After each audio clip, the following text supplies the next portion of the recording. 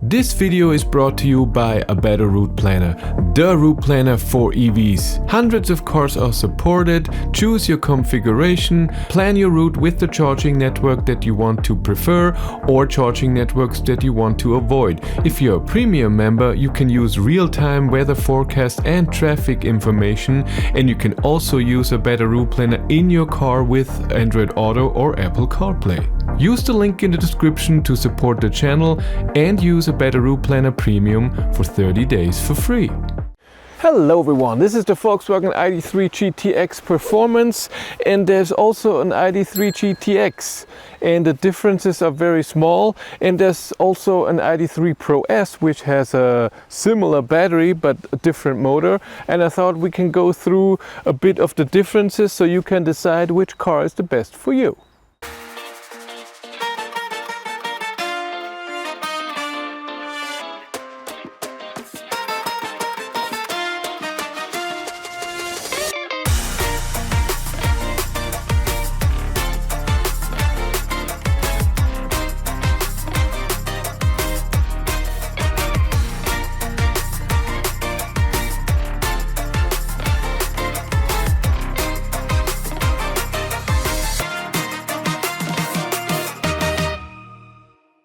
Let's start with the easy comparison, Id.3 Pro S to the GTX. The Pro S only has a 77 kilowatt-hour battery and the GTX has a 79 kilowatt-hour battery. But the biggest difference is the motor, where in the Pro S you get the old crappy 170 kilowatt motor. It was the 150 motor, just beefed up a bit. In the GTX you get the new APP 550 motor with 210 kilowatt. More power, but it's also more efficient and it's a newer motor. With these two changes you get more WLTP range, over 600 kilometers of WLTP range for the GTX, where the Pro S has 570 or something. I put the number in here right now, I can't remember. When it comes to features, there's no difference. You can have the same features in both cars. So even though the GTX costs more than the Pro S, I can tell you that the GTX is worth it. The new motor and the new battery are just amazing. Charging is also a bit better. When it comes to comfort, the GTX might be a bit less comfortable, but still the efficiency is amazing, the range is amazing, and the charging is amazing. For an Id.3, such a big battery and such an amazing motor and power, finally the power that the Id.3 gets fits the car with the big battery. Back in the day, the Pro had 150 kilowatt for the 58 kilowatt hour battery, and that was okay. And then the big battery also had the same 150 kilowatt motor, which made the car a bit weak and not so sporty. And I don't know, for an electric car it was a bit, is there anything happening? And the 210 kilowatt motor, the new one, fits perfectly.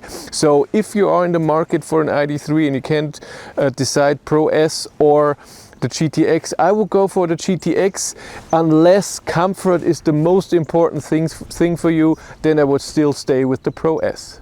And if top speed is something that's important to you, the old Id.3 Pro S still goes up to only 160 kilometers an hour, where the GTX can go to 180 kilometers an hour. But now let's get to the big question, GTX or GTX Performance. To be honest, I don't get why there are two of these cars, why it's not just the Performance and it's called GTX.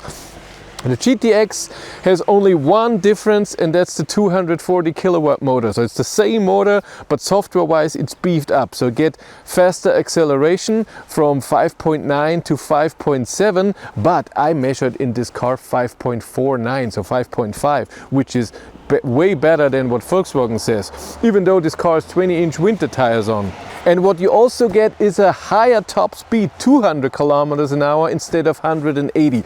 But I drove it and it's not nice. So above 180, above even 170, the Id.3 is not amazingly comfortable, and it moves around. It's not so stable as you are aware what normally the Id.3 is. It's amazingly stable at 160, but then at 180 it gets a bit, I don't know, and at 200 is not amazing. So that's the question, do you really need it? Do you need the power and do you need the higher top speed? And the question for me was always, why is there the GTX, the 210? Just deliver only like the Cupra Born. There's only the VZ, only the 240 kilowatt version. We don't need the 210, it's just a tiny difference. And I also looked at the price. When you configure your GTX and compare it to the GTX Performance, they have the same thing, but the GTX Performance on board automatically has the DCC dynamic chassis control, where the dampers and the suspension is being adjusted automatically. And because of that, the base price is 1,400 euros more for the GTX Performance. When you spec the cars the same way and you give the GTX the DCC, it's only 440 euros difference for a 58,000 euro car. So there's no difference. 400 euro is nothing. Come on. And what you get is 240 kilowatt and higher top speed, better acceleration. So the question is, do you want that? I don't see a disadvantage in that, except for the 440 euros. I don't see that the performance is less comfortable than the GTX or more noisy. I don't see anything. So unless you're not a fan of the DCC and you don't want that and you want to save more money than 400 euros, so you want to save 1,400 euros, then I don't see the reason why you should not go for the GTX Performance. And when it comes to design, what I don't like about the new Volkswagen design is that you cannot see what car it is.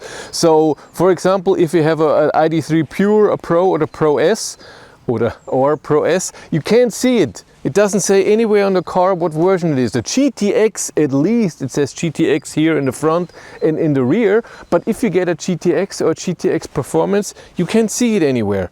I'm sure when you know the VIN and you know what is GTX and what is GTX Performance, if you are an expert, you can find out somehow. But other than driving it and then driving, even acceleration. I drove this car for a week now, and I drove the GTX for 2 weeks. I don't know if I would feel a difference in acceleration in a normal use. If I stop and measure it and I see 5.9 and then 5.7 or 5.5 what I measured, then yes. But other than that, I don't notice a difference. So that's a bit sad. I would like it that I can see performance. If you want to follow me on Instagram, BatteryLife1, and if you want to support the channel, there's a Patreon link in the description below, and here on YouTube there's also channel membership. And if you want to know what's happening behind the scenes, I have a third YouTube channel, Behind the Battery. But that's it for me. Thank you very much for watching. Have a great day and take care. Bye.